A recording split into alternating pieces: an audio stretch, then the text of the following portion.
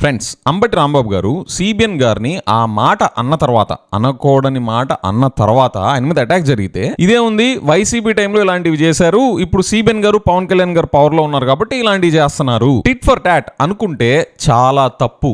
Technically అది wrong. నేను మీకు ప్రూవ్ చేస్తాను. ఈ ఇన్సిడెంట్, అంబటి రాంబాబు గారు ఆయన ఫ్యామిలీ మీద జరిగిన ఈ అటాక్, ఈ ఇన్సిడెంట్ అనేది ప్రీవియస్ వాటిలతో పోల్చలేని ఇన్హ్యూమన్ అండ్ అట్రాషియస్ అటాక్. దానికి ముందు మనం ఒంట్లో కొవ్వు గురించి మాట్లాడుకోవాలి. ఒంట్లో కొవ్వు ఎక్కువైతే చాలా ప్రమాదం అని మన అందరికీ తెలుసు. అయినా కానీ చాలా మంది మనం ఓవర్ వెయిట్ ఉంటాం నాలాగా. ఈ ఒంట్లో కొవ్వుకు ఉండే ఒక గుణం ఏంటంటే, కొవ్వు ఎక్కువయ్యే పనులు చేస్తే, అంటే కొవ్వు ఉండే ఫుడ్స్ ఎక్కువగా తింటే ఒంట్లో కొవ్వు ఎక్కడ పడితే అక్కడ పెరిగిపోద్ది. ఎక్కడ పెరగాలో కూడా కంట్రోల్ చేయలేము, పెరిగిపోతానే ఉంటది. విజయ్, ఏం మాట్లాడుతున్నావు, మాకేంటి కొవ్వు పురాణం అంటే చెప్తా. జగన్ గారు గుంటూరు వెళ్ళి అంబటి గారి ఫ్యామిలీని, వాళ్ళ మీద అటాక్ జరిగింది కదా, సో వాళ్ళ ఫ్యామిలీని వెళ్ళి కన్సోల్ చేసి అంబటి గారి మీద, వాళ్ళ ఫ్యామిలీ మీద జరిగిన ఈ అట్రాషియస్ అటాక్ మీద అసలు ఫస్ట్లీ ఐఎమ్ రియలీ సారీ అండి to all the family members of Ambati Rambabu గారు. You went through a very inhuman and atrocious attack when the police are right at the same spot. పోలీసుల సమక్షంలోనే అంబటి గారు వాళ్ళ ఫ్యామిలీ మెంబర్స్ అందరూ ఇలాంటి అటాక్ కి గురవడం అనేది really it's a very unfortunate thing. I'm very sorry అండి. అది ఫిజికల్ గా జరగడం ఒకటైతే, అది జరుగుతున్నప్పుడు మీరు అనుభవించిన మెంటల్ టార్చర్, మెంటల్ హెరాస్మెంట్, అది వర్ణనాతీతం. టీవీలో చూస్తున్నప్పుడు it pained us too. I'm very sorry for that once again అండి. సో జగన్ గారు వాళ్ళ ఇంటికి వెళ్ళి అంబటి రాంబాబు గారి ఫ్యామిలీ మీద జరిగిన అటాక్ మీద ప్రొటెస్ట్ చేస్తా, ఆయన మీదే కాదు ఈవెన్ జోగి రమేష్ గారు వాళ్ళ ఇంటి మీద పెట్రోల్ బాంబ్ చేస్తా. అసలు పెట్రోల్ బాంబ్స్ ని మూవీస్ లో కాకుండా రియల్ లైఫ్ లో ఇలా చూడడం ఇదే ఫస్ట్ టైం నాకు. సిబిఎన్ గారు, అసలు ఏమున్నారు సార్ మీ టీము? ఈ జమానాలో కూడా పెట్రోల్ బాంబ్స్ ని ఫ్యామిలీస్ ఉండే ఇళ్ల మీద విసిరి తగలబెడుతున్నారు. అది కూడా ఇవన్నీ పోలీసులకు సమక్షంలో జరుగుతున్నాయి. అసలు ఏం విజనరీ అడ్మినిస్ట్రేషన్ సార్. అసలు ఇండియాలోనే ఫస్ట్ టైం అనుకుంటా సిబిఎన్ గారి అడ్మినిస్ట్రేషన్ లో వైలెన్స్ లో ఇన్నోవేషన్స్ జరుగుతున్నాయి. కొత్త కొత్త విధానాల్లో, క్రియేటివ్ వేస్ లో వైలెన్స్ లో ఇన్నోవేషన్స్ చేస్తున్నారు సిబిఎన్ గారి అడ్మినిస్ట్రేషన్ లో. ఇందులో కూడా గిన్నిస్ వరల్డ్ రికార్డ్స్ ఇస్తారేమో, కనుక్కొని అప్లై చేయండి సార్. ఇన్నోవేషన్స్ ఎక్కడ చూపించాలి, మీరు ఎక్కడ చూపిస్తున్నారు సార్? వైలెన్స్ లో ఇన్నోవేషన్సా, పెట్రోల్ బాంబ్సా, ఫ్యామిలీస్ ఉండే ఇళ్ల మీద విసిరి తగలబెడుతున్నారా? ఎక్కడైనా చదువుకొని బాగుపడే వాటిలో ఇన్నోవేషన్ చూపించినా ఒక అర్థం పర్థం ఉంటుంది. వీటిల్లోనా వైలెన్స్ లో ఇన్నోవేషన్సా సిబిఎన్ గారి అడ్మినిస్ట్రేషన్ లో? వద్దాం, వీటన్నిటి గురించి ఇంకా డీటెయిల్ గా మాట్లాడదాం. సో జగన్ గారు గుంటూరు వెళ్లి వాళ్ళ ఫ్యామిలీస్ ని పరామర్శించి ఈ అటాక్స్ అన్నిటి మీద ఆయన ప్రొటెస్ట్ చేశారు. క్లియర్ గా ఎండ్ టు ఎండ్ అసలు విషయం ఎక్కడ మొదలైంది, ఎక్కడికి తీసుకెళ్తున్నారు అని జగన్ గారు చాలా డీటెయిల్డ్ గా విషయాన్ని ఎక్స్ప్లెయిన్ చేశారు. చాలా క్వశ్చన్స్ కూడా రేజ్ చేశారు. కానీ నాకు అది వింటున్నప్పుడు, ఆ ఎండ్ టు ఎండ్ వింటున్నప్పుడు, నేను స్టార్టింగ్ లో చెప్పిన ఒంట్లో కొవ్వు ఉంది కదా, నాకు దానికి సంబంధించి వింటున్నట్టే అనిపించింది. ఈ ఎపిసోడ్ లో మనం ఏం చేద్దామంటే, ఈ end to end complete incident లో ఎవరికి కొవ్వు బాగా పెరిగింది, ఎక్కడ బాగా పెరిగింది, ఆ కొవ్వుని ఎలా తగ్గించాలి అని డీటెయిల్డ్ గా డిస్కస్ చేద్దాం. అండ్ జగన్ గారు మాట్లాడిన పాయింట్స్ లో నాకు ఒక విషయం నచ్చలేదు, అదేంటో కూడా మీతో డిస్కస్ చేస్తాను. అండ్ ఫ్రెండ్స్, నేను చేసే కంటెంట్ మీకు నచ్చుతుంటే please consider joining Andhra podcaster channel memberships. Subscribe button పక్కనే ఉంటుంది, ఆ జాయిన్ బటన్. ఒకవేళ మీరు జాయిన్ అవ్వకపోయినా కూడా మీకు ఏం తేడా ఉండదు, అన్ని వీడియోస్ యాజ్ యూజువల్ గానే చూడొచ్చు. కానీ ఈ ఛానల్ ని నేను ఇండిపెండెంట్ గా క్వాలిటీ కంటెంట్ తో నడపాలి అంటే మీలాంటి వాళ్ళు జాయిన్ అయ్యి సపోర్ట్ చేస్తేనే నేను ఈ జర్నీని కంటిన్యూ చేయగలుగుతాను. సో జాయిన్ అవ్వాలి అనిపించిన వాళ్ళకి వెల్కమ్. జాయిన్ అవ్వకపోయినా మీరు కూడా మన ఆంధ్ర పాడ్కాస్టర్ కమ్యూనిటీలో ఈక్వల్ గా important. Hi, this is Vijay Kesari and welcome to Andhra podcaster, where we discuss questions, perspectives and possibilities focused on development of Andhra. All right, ఈ ఎంటైర్ ఇన్సిడెంట్ లో కొవ్వు ఎవరికి బాగా పెరిగింది, ఎక్కడ పెరిగింది అని చూడాలి అంటే ఒక 3 ఇన్సిడెంట్స్ కనిపిస్తాయి. ఫస్ట్ ది, అసలు కొవ్వు అంటే ఈ కాంటెక్స్ట్ లో ఆంధ్రప్రదేశ్ లో లైన్స్ క్రాస్ చేసి, అంటే తినకూడనివి ఎలాగైతే తిని కొవ్వు పెంచుకుంటామో అలాగా మన ఆంధ్రప్రదేశ్ లో చెయ్యకూడనివి చేయడం, జరగకూడనివి జరిగేలా చేయడం, దాన్ని మనం కొవ్వు అంటున్నాం ఈ కాంటెక్స్ట్ లో. ఇలాగ చేయకూడని విషయాల్లో ఫస్ట్ చేసిన విషయం బ్యానర్స్ పెట్టడం. అసలు బ్యానర్స్ పెట్టక ముందే సీఎం గా సిబిఎన్ గారు యానిమల్ ఫ్యాట్ ఉందని చెప్పడం, డీసీఎం గా పవన్ కళ్యాణ్ గారు దాన్ని ఉసుకో అంటే ఉసుకో అని చెప్పేసి కింద నుంచి పైకి మెట్లు కడగడం, ఇలాంటి పనులు చేసి మన ఆంధ్రప్రదేశ్ కి కొవ్వు పట్టడానికి ఆద్యులు సిబిఎన్ గారు, పవన్ కళ్యాణ్ గారు. దాని తర్వాత సిబిఎన్ గారు సిట్ అని ఒకటి వేశారు, స్పెషల్ ఇన్వెస్టిగేషన్ టీమ్. గుర్తుపెట్టుకోండి, సిట్ మాత్రమే వేశారు. ఇది కూడా మన ఆంధ్రప్రదేశ్ కి కొవ్వు పట్టే చోటే. ఎందుకంటే ఇలాగ సిట్ వేసి సిబిఎన్ గారు ఈ ఎంటైర్ ఇన్వెస్టిగేషన్ ని ఎంత బాగా మ్యానిపులేట్ చేసే స్కోప్ ఉందో మనందరికి తెలుసు. లక్కీగా మన అందరి అదృష్టం బాగుండి వైసీపీ సైడ్ నుంచి వైవి సుబ్బారెడ్డి గారు ఒక మంచి పని చేశారు. ఆయన కూడా ఈ ఇన్వెస్టిగేషన్ ద్వారా మన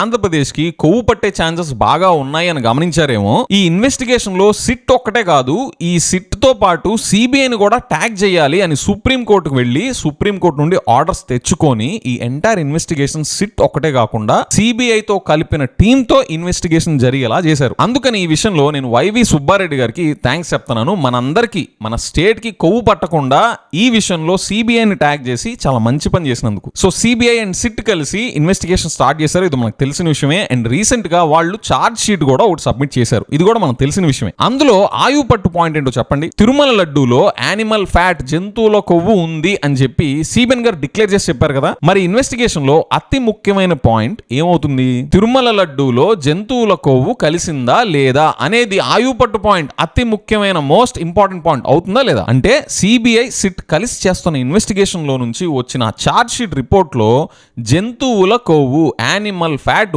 ఉంది అని బయటికి రావాలి. అది చార్జ్ షీట్ లో ఎక్కడా లేదు. ఏది? సిబిఐ, సుప్రీం కోర్ట్ అపాయింట్ చేసిన సిబిఐ టీం ఫైల్ చేసిన చార్జ్ షీట్ రిపోర్ట్ లో ఎక్కడ యానిమల్ ఫ్యాట్ గురించి ప్రస్తావనే లేదు. ఇక్కడ వైవి సుబ్బారెడ్డి గారికి ఎందుకు థ్యాంక్స్ చెప్పానంటే, సిబిఐని గనక ఈ ఇన్వెస్టిగేషన్ లో ట్యాగ్ చెయ్యకపోయి ఉంటే సిబిఎన్ గారికి నచ్చినట్టు సిట్ యానిమల్ ఫ్యాట్ ఉంది అని రాసుండే వాళ్ళేమో. ఇప్పుడు మన చుట్టుపక్కల ఉండే యానిమల్సే కాదు, ఎప్పుడో అంతరించిపోయిన ఎక్స్టింక్ట్ అయిపోయిన డైనోసార్స్ అవశేషాలు కూడా, డైనోసార్ ఫ్యాట్ కూడా ఉంది అని చెప్పి ఆ సిట్టుతో రాయించుండే వాళ్ళేమో. That's my opinion based on CBN గారు ట్రాక్ రికార్డ్ ఆఫ్ ఫేక్ ప్రాపగాండాస్. కానీ లక్కీగా వైవి సుబ్బారెడ్డి గారు సిబిఐని ట్యాగ్ చేయడం వల్ల ఆ పప్పులేమి ఉడకల. సో మరి అంత మంచి విషయం మనం అందరం ఆంధ్రప్రదేశ్ లోనే కాదు, ప్రపంచ వ్యాప్తంగా, దేశవ్యాప్తంగా అందరం సెలబ్రేట్ చేసుకోవాల్సిన విషయం ఇది. కానీ కొంతమందికి మాత్రం ఇది చాలా చేదు విషయం. అంత పెద్ద ఫేక్ ప్రాపగాండాని క్రియేట్ చేసి, ఫేక్ న్యూస్ ఫ్యాక్టరీలు అన్ని కలిసి, ఇంటలెక్చువల్స్ అని చెప్పుకునే సిపాయిలందరూ కలిసి ఇంత పెద్ద ఫేక్ నరేటివ్స్ ని మ్యానుఫ్యాక్చర్ చేసి జనాల మీదకు వదిలి పవన్ కళ్యాణ్ గారితో తిరుమల మెట్లు కింద నుండి పైకి కడిగించి యానిమల్ ఫ్యాట్ ఉంది అనే ఫేక్ నరేటివ్ ని జనాల్లోకి ఇంజెక్ట్ చేసి చేసి చేసి ఇప్పుడు వాళ్ళ కళ్ళ ముందు ఇలాగ కొలాప్స్ అయిపోతుంటే ఏం చేస్తారు చెప్పండి? ఆ షిప్ మునిగిపోతుంటే ఏం చేస్తారు చెప్పండి? ఇమాజిన్ సిబిఐ వాళ్ళ టీం నుంచి ఫైల్ చేసిన చార్జ్ షీట్ లో ఒకవైపు ఏమో యానిమల్ ఫ్యాట్ లేదు అని సోషల్ మీడియాలో వైరల్ అయిపోతుంది, ఇంకోవైపు అన్ని నెలలు కష్టపడి కట్టిన ఫేక్ నరేటివ్ పటాపంచలైపోతుంది, ఆ ఫేక్ షిప్ కూలిపోతుంది, పట్టు కోల్పోతున్న పరిస్థితి. ఇంకేం చేశారంటే స్టేట్ మొత్తం బ్యానర్స్ వేయడం స్టార్ట్ చేశారు. ఫేక్ ప్రాపగాండాస్ తీసుకొచ్చి డెమోక్రసీలో బ్యానర్స్, ఫ్లెక్సీస్ కట్టడం ఏంటి? మీరే ఆలోచించండి. ఫేక్ ప్రాపగాండాస్ తీసుకొచ్చి వదంతుల్ని, రూమర్స్ ని, వీటన్నిటిని తీసుకొచ్చి జనాల మధ్యలో బ్యానర్స్ మీదకి, ఫ్లెక్సీల మీదకి ఎక్కించడం ఏంటి? అది కరెక్టేనా? ఒకవేళ వైసీపీ వాళ్ళు కూడా ఇలానే చేయడం స్టార్ట్ చేస్తే తట్టుకోగలరా? సిబిఎన్ గారి మీద, లోకేష్ గారి మీద, పవన్ కళ్యాణ్ గారి మీద ఉన్న వదంతులు, రూమర్స్, ఫేక్ ప్రాపగాండాస్ ఇవన్నీ తీసుకొచ్చి జనాల మధ్యలో బ్యానర్స్ మీదకి, ఫ్లెక్సీల మీద తీసుకెళ్తే మనం సమర్థిస్తామా? అది తప్పు కదా. మరి ఇలాగే కన్క్లూజివ్ ఎవిడెన్సెస్ ఏమీ లేకుండా బ్యానర్స్ పెట్టడం ఎంత పెద్ద తప్పు. అలాంటి చెత్త పని చేస్తే దాని మీద అంబటి రాంబాబు గారు ఎంత హుందాగా ఫస్ట్ రియాక్షన్ ఇచ్చారు చూడండి. వచ్చి మేము వచ్చేయచ్చు, ఇది చించేది కూడా వచ్చు, కానీ అది మంచి పద్ధతి కాదని, ఇలాంటి దుష్ప్రచారం చేయటాన్ని ఖండిస్తున్నాం. తక్షణమే వితిన్ 24 అవర్స్లో ఈ దుష్ప్రచారపు చేస్తున్నటువంటి ఫ్లెక్సీని తొలగించకపోతే, పోలీస్ వారి యాక్షన్ తీసుకోకపోతే నేనే వచ్చి చించేస్తా. దీనిలో ఏ విధమైన సందేహం లేదు. ఇది తప్పుడు ప్రచారం. చంద్రబాబు చెప్పింది పంది కొవ్వు అన్నాడు, జంతువుల కొవ్వు అన్నాడు. అది కలవలేదని సిబిఐ రిపోర్ట్ ఇచ్చింది. సిగ్గు లేకోకుండా ఈ విధమైన ప్రచారం చేసి జగన్మోహన్ రెడ్డి గారి మీద, వైఎస్ఆర్ కాంగ్రెస్ పార్టీ మీద పనిగట్టుకుని దుష్ప్రచారం చేస్తే చూస్తూ సహిస్తూ ఊరుకోలేమని మనవి చేస్తున్నాను. ఇవాళ మేమందరం వచ్చాం, ఎవరు లేరు, చించేసిన ఎవడు అడిగేవాడు లేడు. కానీ అది మంచి పద్ధతి కాదనే ఉద్దేశంతో వాళ్ళకి చెప్తున్నాం. మర్యాదగా రాజకీయాలుగా చేయండి, రాజకీయాలు ధర్మంగా చేయండి. అంతే తప్ప పవర్ ఉంది, అధికారం ఉంది, పోలీసులు ఉన్నారని, ఫ్లెక్సీలు ఉన్నాయని ఇష్టం వచ్చినట్టుగా ఫ్లెక్సీలు కడితే అది తప్పు. అది మంచి సాంప్రదాయం కాదు. ఆ సాంప్రదాయానికి తెలుగుదేశం వాళ్ళు ఫుల్ స్టాప్ పెట్టకపోతే అనుభవిస్తారు. డైరెక్ట్గా వచ్చి ఇచ్చేస్తాం, దానిలో ఏ విధమైన సందేహం లేదు. ఎన్నాళ్ళు కాపలా కాసుకున్నా కూడా ఆ విషయాన్ని చెప్పి వాళ్ళకి కనువిప్పు కలిగించేటటువంటి ప్రయత్నం చేస్తున్నాం. చంద్రబాబుకి ఇప్పుడైనా సిగ్గు తెచ్చుకొని క్షమాపణ చెప్పాలి. పంది కొవ్వు, పశువు కొవ్వు కలిసిందని ప్రచారం చేసిన దుర్మార్గపు ఆలోచనకి ఇప్పటికైనా ఆపాలని కోరుకుంటున్నాం. చూసారా, ఆయన నీట్ గా, సభ్యతగా తీసేయండి, ఇది కరెక్ట్ కాదు అని 24 hours టైం కూడా ఇచ్చారు. అసలు అంబటి గారు, మీరు తప్పు చేశారేమో సార్, పోలీసులకు రిపోర్ట్ చేసి అక్కడికక్కడే దాన్ని పీకేయించాల్సింది. మీరు 24 hours టైం ఎందుకు ఇచ్చారు? మీ సంస్కారం కనిపిస్తుంది అక్కడ. వాళ్ళకి గౌరవం ఇచ్చి మీ సంస్కారాన్ని చూపించారు, కానీ మీ సంస్కారాన్నే వాళ్ళు అడ్వాంటేజ్ గా తీసుకున్నారు. సో నెక్స్ట్ చేయకూడని పని ఏం చేశారు? దీని తర్వాత తర్వాత ఆయన 24 hours టైం ఇచ్చారు కదా, సో నెక్స్ట్ డే రాడ్లు కర్రలేసుకొని రోడ్ల మీదకి వచ్చారు. ఏది ఎక్కడో అడవుల్లో జంగల్స్ లో కాదు, గుంటూరు సిటీలో రోడ్ల మీదకి రాడ్లు కర్రలు వేసుకొని వచ్చారు. మనం విజువల్స్ కూడా చూసాం టీవీలో. ఈయన అంబటి గారు గుడికెళ్ళి వస్తుంటే పచ్చి బూతులు తిడతా రాడ్లు వేసుకొని వెంబడి పడ్డం. ఆవిడెవరో పెద్ద ఆవిడ చాలా దారుణంగా పచ్చి బూతులు తిట్టారు. ఒక ఎక్స్ మినిస్టర్ అని కూడా లేకుండా, అసలు ఎక్స్ మినిస్టర్ కాదు, పబ్లిక్ లో ప్రొటెస్ట్ చేసే విధానం అదే.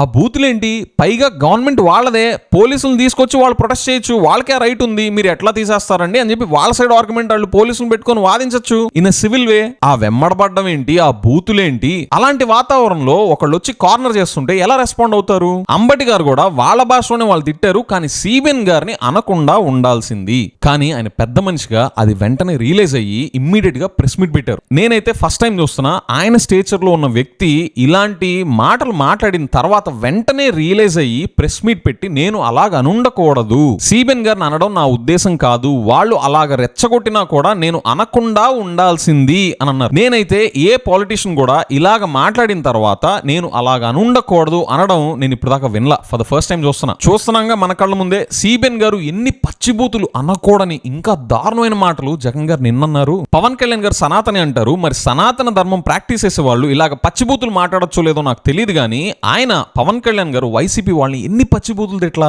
ఊగిపోతా, చెప్పులు తీస్తా, అసలు మామూలు రక్కస్ క్రియేట్ చేశారు ఆ పవన్ కళ్యాణ్ గారు. సిబిఎన్ గారు అయితే అసలు అనకూడని మాటలు ఎన్నో ఘోరం. కానీ ఎవరు కూడా అంబటి గారు లాగా ఇలాగ ప్రెస్ మీట్ పెట్టి నేను అన్న మాటని వెనక్కి తీసుకుంటున్నాను లేదా అనుండకూడదు అని ఇలాగ ఎక్స్ప్రెస్ చేసింది నేనైతే చూడలే. ఒక రకంగా అంబటి గారు లాంటి సీనియర్ పాలిటిషియన్ అలాగ ప్రెస్ మీట్ పెట్టి రియలైజేషన్ షేర్ చేసిన తర్వాత ఆ విషయం అక్కడతో అయిపోయి ఉండాల్సింది. కానీ ఆ మాట పడ్డవాళ్ళు హర్ట్ అయి ఉండడంలో నేనేమి జడ్జ్ చేయను, they have full right to be hurt. కానీ అక్కడతో ఆపేసి ఉంటే, అంబటి గారి ప్రెస్ మీట్ తర్వాత ఇంకా విషయాన్ని అక్కడతో వదిలేసి ఉంటే సిబిఎన్ గారి పెద్దరికం ఇంకా పెరుగుండేది అండ్ సిబిఎన్ గారు ఇంకొన్ని మెట్లు పైకి ఎక్కుండేవాళ్ళు. సరే ఆయన అరెస్ట్ చేశారు, అంబటి గారు లీగల్ గా ఏం కాన్సిక్వెన్సెస్ ఫేస్ చేయాలో అవి ఫేస్ చేస్తారు. అది అక్కడతో ఆపారా?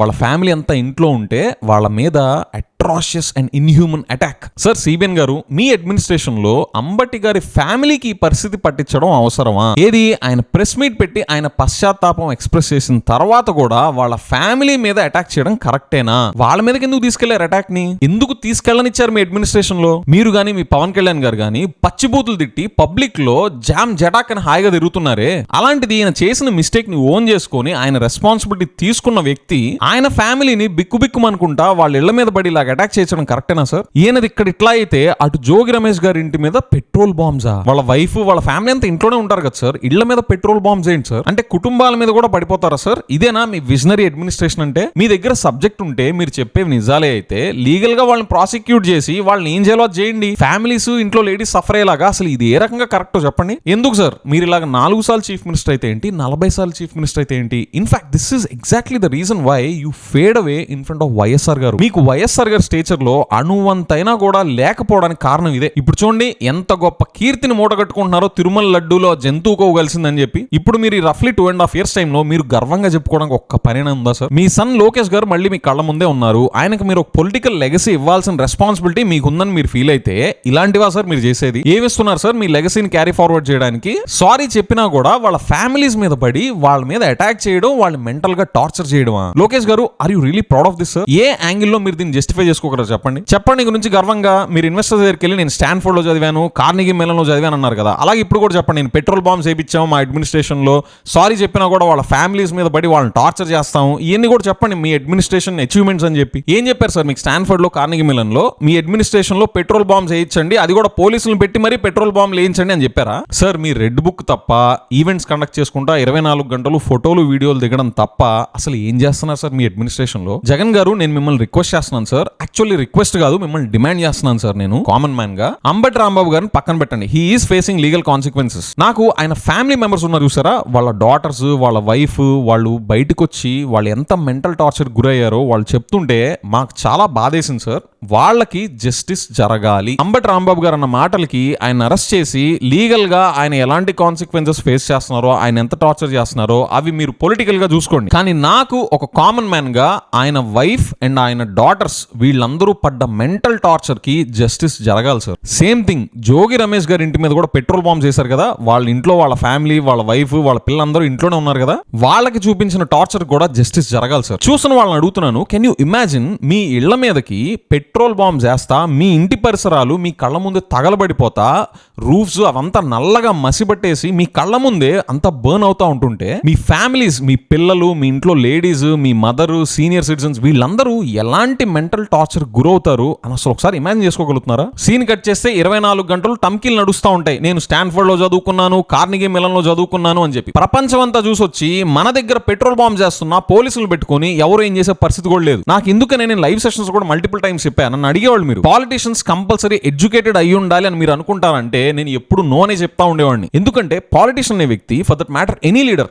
జనాల సమస్యలతో, జనాల పెయిన్ పాయింట్ తో కనెక్ట్ అవ్వగలగాలి, సహృదయంతో, ఎంపతితో వాళ్ళ సమస్యల పట్ల రెస్పాండ్ అవ్వగలగాలి. దానికి ఎడ్యుకేషన్ అనేది బ్యారియర్ కాదు. చాలా మంది ఉద్దండులు ఎంత చదువుకున్నా, ప్రపంచం అంతా చూసొచ్చినా వాళ్ళకి జనాల సమస్యలతో వాళ్ళు కనెక్ట్ కాలేకపోతే, వాళ్ళకి ఎంపతి లేకపోతే ఎంత చదివినా ఎందుకు చెప్పండి, బూడిదలో పోసిన పన్నీర్. చాలా మంది చూస్తున్నాగా వాళ్ళకి చదువు లేకపోయినా ప్రాబ్లం తో కనెక్ట్ అయ్యి ఆ ఫైట్ ఎంత దాకా తీసుకెళ్తారు. అలాంటి వాళ్ళని దృష్టిలో పెట్టుకొని నేను ఎడ్యుకేషన్ అనేది మ్యాండేటరీగా చేయకూడదు, అది కంపల్సరీ క్రైటీరియా అవ్వాల్సిన అవసరం లేదు అని నేను చెప్తా ఉండేవాడిని. నాకు నేను జగన్ గారు మాట్లాడుతున్నాను సేపు ఆ ఎండ్ టు ఎండ్ ఇష్యూ చూస్తున్నప్పుడు ఇవే థాట్స్ రన్ అయ్యాయి. మన స్టేట్ లో కొవ్వు బాగా పెరిగింది. తినకూడనివి తిని మన ఒంట్లో చెత్త కొవ్వుని ఎట్లాగైతే పెంచుకుంటామో మన స్టేట్ లో కూడా ఏవైతే చేయకూడదో, ఏవైతే జరగకూడదో అవన్నీ జరుగుతా మన స్టేట్ లో కూడా కొవ్వు బాగా పెరిగిపోయింది. దానికి పరాకాష్ట ఇప్పుడు అడ్మినిస్ట్రేషన్ లో ఇంట్లో లేడీస్, ఫ్యామిలీస్ వీళ్ళందరూ సఫర్ అవడం. జగన్ గారు మీరేం చేస్తారో తెలీదు, లీగల్ గా యాజ్ పర్ లా మన స్టేట్ లో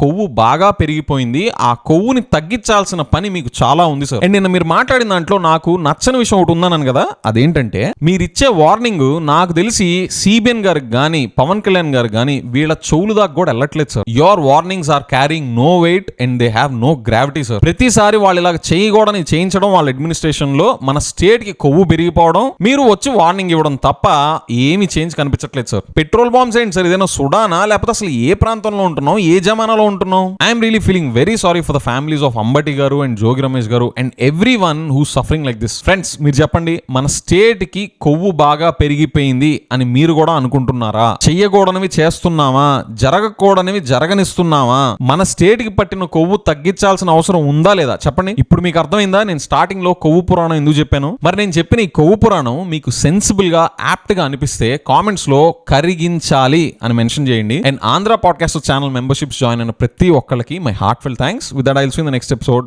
బై.